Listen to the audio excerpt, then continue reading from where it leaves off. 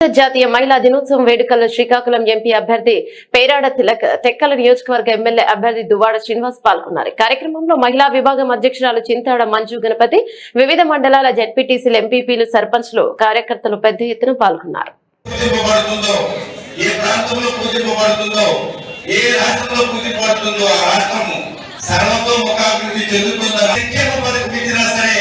స్త్రీ పేరుతో ఇచ్చే గొప్ప నాయకుడు ఎవరైనా ఉన్నారంటే అది జగన్మోహన్ రెడ్డి అని చెప్పి గర్వంగా చెప్తున్నాం. ఇవాళ జగన్మోహన్ రెడ్డి ఇచ్చే పథకాలు మనం ఒకసారి జ్ఞాపకం తెచ్చుకోండి. ఒక ఇంట్లో ఉన్న అనేక మంది కుటుంబ సభ్యుల్ని మీ ఇంట్లో మీ గౌరవాన్ని పెంచిన నాయకుడు, మీ ఆర్థిక స్థితిగతులు మెరుగుపరిచే నాయకుడు జగన్మోహన్ రెడ్డి. మా ఇంట్లో కానీ, కుటుంబంలో కానీ, గ్రామంలో కానీ మీ గౌరవాన్ని పెంచిన నాయకుడు జగన్మోహన్ రెడ్డి. ఇవాళ ఒక ఇల్లు ఇచ్చినా, ఒక పెన్షన్ ఇచ్చినా, ఒక రేషన్ కార్డు ఇచ్చినా, లేదా ఏ సంక్షేమ పథకం ఇచ్చినా, అమ్మఒడి కానీ, విద్యాదేవని కానీ, వసతి దేవని కానీ, ఆసరా కానీ, చేయూత కానీ, ఏ పథకం ఇచ్చినా సరే అది ఇంట్లో ఉన్న ఇళ్ళకి ఇవ్వాలా.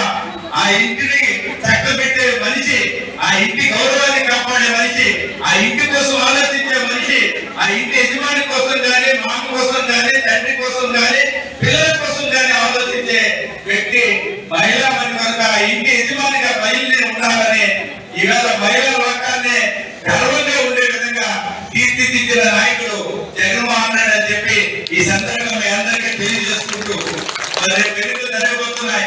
5 సంవత్సరాల్లో జగన్మోహన్ రెడ్డి గారు ఇచ్చిన పథకాలను అనేకలు చూశారు. ఎక్కడ ఏ రాష్ట్రంలో మనం చూడండి, పక్కన ఉన్న ఒరిస్సాలో కానీ, తెలంగాణలో కానీ, ఆ పక్కన ఢిల్లీలో కానీ, మహారాష్ట్ర కానీ, బెంగాల్ కానీ, ఎక్కడ వెస్ట్ బెంగాల్ కానీ ఏ రాష్ట్రంలో చూడండి ఇలా ఎవరు ఏ రాష్ట్రంలో కూడా మహిళల పేద పథకాలు ఇచ్చే దాఖలాలు లేవు. ఇన్ని సంక్షేమ పథకాలు ఇచ్చే రాష్ట్రాలు కూడా లేవు. మరి ఈ రోజు జగన్మోహన్ రెడ్డి పాలనలో అన్ని రకాలుగా మన గౌరవాన్ని, మన కుటుంబ గౌరవాన్ని, మన ఇంటి ఆర్థిక స్థితిగతులు మెరుగుపరిచే నాయకుడు జగన్మోహన్ రెడ్డి కనుక మరి రేపు జరగబోతున్న ఎన్నికల్లో మరి జగన్మోహన్ రెడ్డి మీరు అందరూ ఆశీర్వదించమని మనస్ఫూర్తిగా మీ అందరినీ కోరుకుంటున్నాను.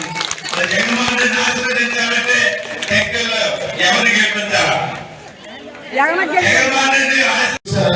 ఆ రోజు మా అమ్మాయి వెళ్ళి ఆ పేరు మార్చకపోయింటే నాకు ఈ రోజు ఇంగ్లీష్ బుక్ లో కూడా వచ్చింది. అంటే తల్లి ఎంత తెలివైందో చూడండి.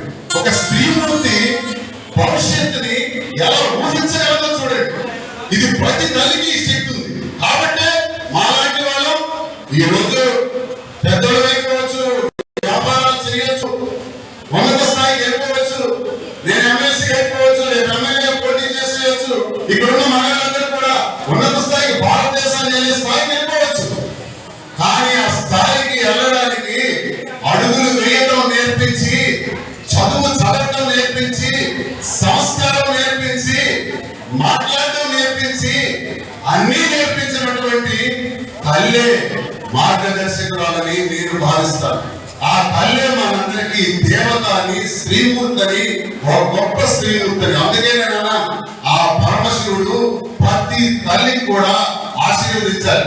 స్త్రీ ఎలాంటిదంటే ఒక ఇల్లు ఉందనుకోండి, ఆ ఇంటికి ఒక యూనివర్సిటీ అంటే రవీంద్రనాథ్ ఠాగూర్ గారు house is a university, mother is the principal, family members are the students అన్నాడు.